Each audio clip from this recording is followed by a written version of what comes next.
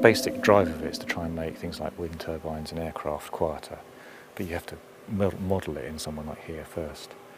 So again, it's trying to record the exact sound from something rather than all the sound that bounces off everywhere else as well.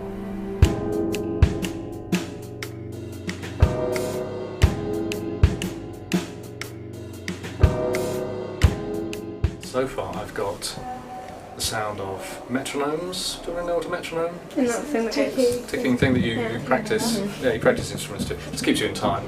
And essentially, it's a bit like the sound of a clock ticking, especially if you set it to 60 beats a minute, which is the same as a second hand on a watch.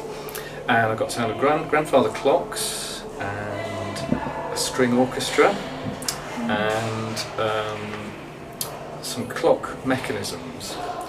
But what I'd like to add to it is a few sounds from you guys. Alright? That's my sound.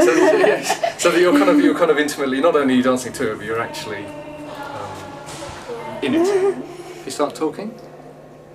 Oh no, you see that's So I'll start and talk about our sound chamber we were just in.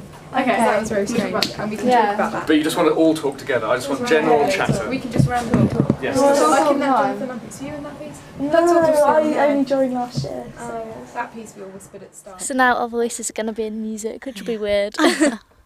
Then we did that ringing thing with water, and he's going to add in those.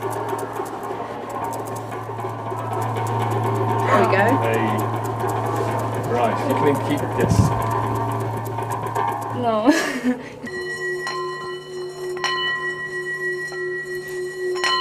It all sounds quite exciting. I'm quite looking forward to doing it now, so it should be good.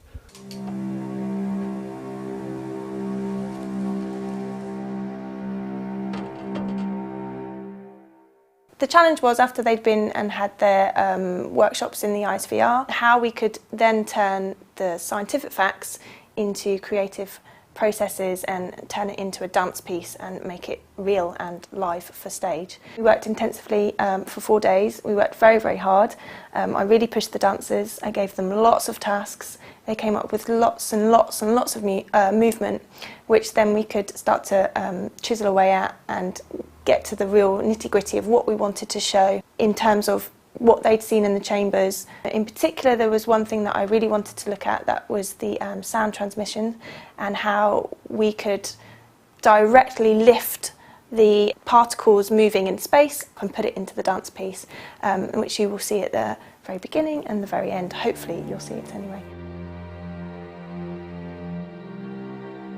We then also looked at mostly the echo chamber and how the sound travels and how it bounces off all of the walls, which is why the echo chamber is slightly off a square. It's just slightly diagonal so that the sounds and particles will vibrate more.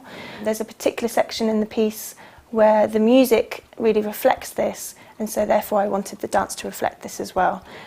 We had 3 sections, all dancing 3 different phrases at 3 different times. Therefore it looks very chaotic on stage, but there is still order and time structures. They actually even change from their 3 groups into 2 groups and then all of a sudden come apart, go back together again. All gets a bit crazy, and really, really trying to reflect what's going on in music and all the kind of inspiration that we had from the echo chamber. After the crazy, chaotic part in the music, it then goes into a peaceful part of the music, which really kind of sums up the anechoic chamber. Not much happens in the anechoic chamber. We found, Pete and I, the musician, when we were in there, the creative inspiration was kind of zero, and sound just drops off because there's nowhere for it to go. It just gets absorbed into the space. So again, this was something that I wanted to look at and to try and create in the piece, and it was a perfect opportunity for it. It happens directly after the chaotic section, so it really emphasises the calm, and there's only 2 dancers. It's a duet on stage, and then the music starts to build up again. We start to build up the dance.